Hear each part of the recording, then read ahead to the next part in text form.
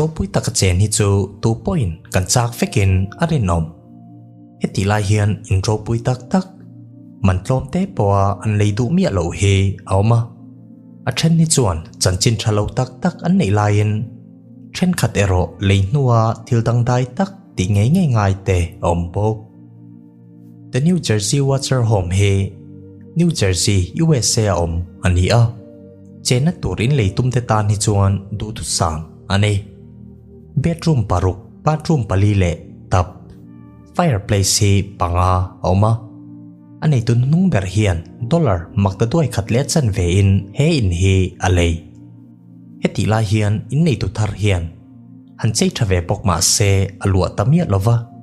alua lo na chan han soi dan chuan he na lei nu hian mi tu ti hriat lo hne na tangin le ka thon tam tak adon thren wang ani le ka thon tu hian he in thli thlai tu hi an ni tu soin kum sang khat zakwa somhnia tang to khan an thla tu masalam te hi he in en kol tura roi an lo ni to thu te a soi bok khotla nga he le ka thon chung chang hi alar fak ta ka chuan he in hi shal du hle ma se shal chu soi lo man choi lu du po anum lova he in thli thlai tu watcher an ti mai he tun thleng hian tunge ani an la chui chuak theilo New Jersey ami the Montclair Mansion hi an en wang vak te dollar som lek chuan trai tiem India poisa a cheng zakot ling lo dewin he in hi an chuara heti lai hian leitu anom tak lo wangin kumsang hi pariat khan an thiat square feet sang lia zaw he in hi kumsang khat zakwa paruka sak ni in bedroom paruk oma heti lai hian he in din naram hi planning board lam te chuan in thar pariat sakna turatan arwa mana wangin a in chawa he an zuar thung he ramatang hian a in hi son chua angaya ramrok nei tan chuan a that fiu rolin hetiang chena in son ang chi ai chuan dollar sing sari chuang te sen angai thina wangin leitu anom meu lo company lam hian a son chua na sen sawatan dollar sing khat atum sak tur thu hi soima se shalna hi an muta chuang lova atopa lo thei lovin he in hi an thiat ta top ani bedroom panga omna Victorian mansion hi ekar nia zaw ani a mun thale rem tak ni ma se leidu anom meu lo kumsang ni pali khan he ina master bedroom a hian thil tu om lo tak alo thleng to lawyer pakhat Christopher Lamsen chuan anupoi kumsom nga pathum me Ellison chu thatin ataksa mun somthum chuanga blatin azaya anupoi hian in thren adu thu asoi nuwa Christopher hian athatta aniome hein hi Cheshire UK a omin House of Horror tin a minglem an phua kumsom chuang set chu en kol lowa om nuwa tun nu hian chei thata zorle ania leitu an om hriat alani lo Charming Forts Manson hi Womelsdorf Pennsylvania ania hein hi kumsang khadzasari somli pakwa sak ani hein hi square feet sang sari zaria ta zaw ni in bedroom pasari tap fireplace pasari le check in tepo oma mikol thenna lungmang siam guest house tepo hi ashan pa in om vek po heti la hian hein leidu hi anom meu lava kumsang khadzasari somria ta tang to khan hein hi asang ni in an soi hein shan thu soi tu zinga hian in nei tu masaber William Stegall po hi atela hein lua tu te hian thomak tak tak an sha chen kongka te chu ama an khar top zel ba ka thim nowa arala tangin lubong ang tak in chunga thlok kwal te hi an mutrina in chung bedroom atang hian me chatap thomri an hriat thin thu te an soipok hein hi a shan pi lama a lui to ema wangin an toy num le torin sumtam tak sen angai dona hei wang hian an lei tu lo ani ber the Conrad Aiken House hi American poet lartak Conrad Aiken na chen na thin ania kumno pangte ani lain hei na hian thil du om lo tak alo thleng to anun zong zong athak tang lampa kum sang khat zakwa pakhat February ni somni pasari khan Conrad hian aru matang chuan achung te in hauri chu thria in anu loka silai voi ni me puari a hrezui nga la apa hian anu chu lo ka phlumin apa hi an ka phlum zui ve ngal ani ome ti chuan Conrad hi ani in en khol chun zomin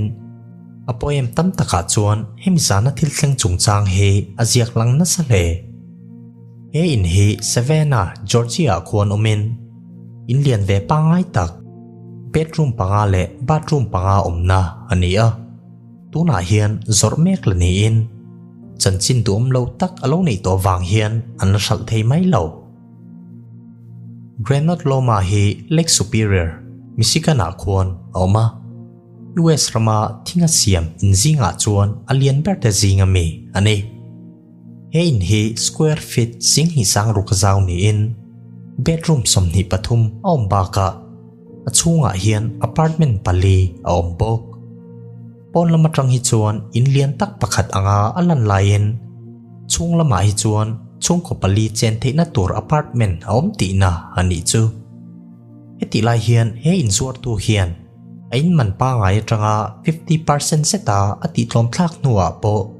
leitu anom mia lova e mensona hian sum siam theina tur lemzia le thil lui tam tak om chung po hian ngai ventu ani chuang lo he nan leitu lo na chan ni per lang chu om na mun a fal lu tuk wang he ania in hi a lui ve teu to ba ka tunlai chana thingmanga siam ina hi chuan an cheng tu to lo ani ber Swep Manson hi Illinois sa omni in square feet sing hi sang khata zaw ania bedroom hi som pani a ombok lal chung kwa entirnan da tiu ko fuin store te po he na hian an lo cheng to trina kum rei vak lo liam ta khan mi pakhat chuan lein sum tam tak senga a chei that nuwa zuar le ma se leidu anom meu lo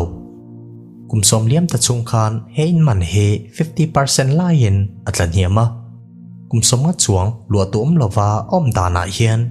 chanchin engenge mo lo nei to thin ani ome in nei tu masa no pa te chu he na hian lo thi to in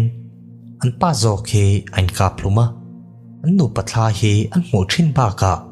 an chia lo chor thin thla te po an motel thin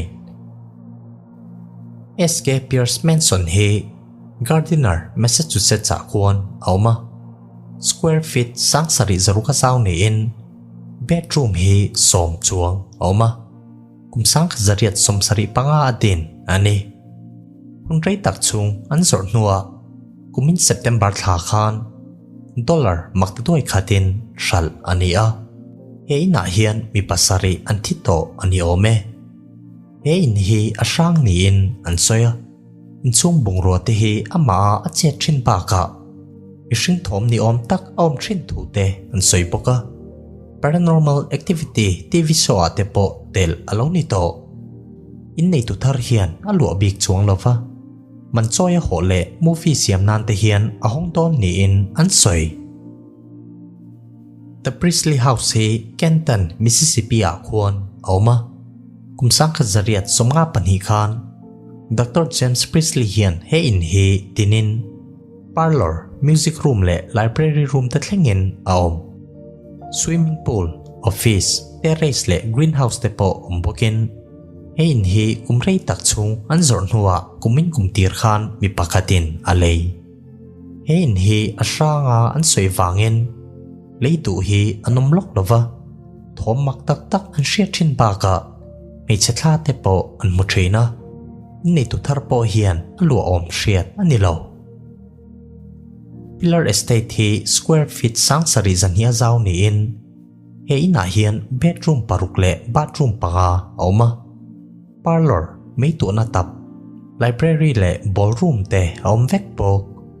he in hi asranga an soi wangin kumrei tak chung zuar ma se leitu anom mai lo wangin thilti pui vela man choya ho thei turin an siam top Starrett Manson he kumsang kazariat sumriat pakwa khan George Starrett hian alo din to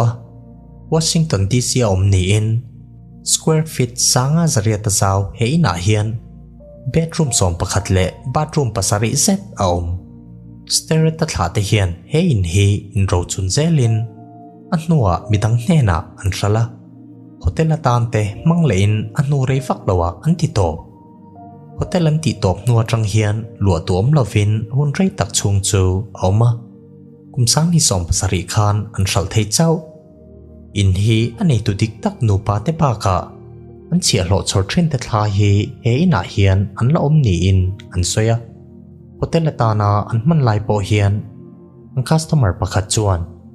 wardrobe te chu ama alowin hon thu le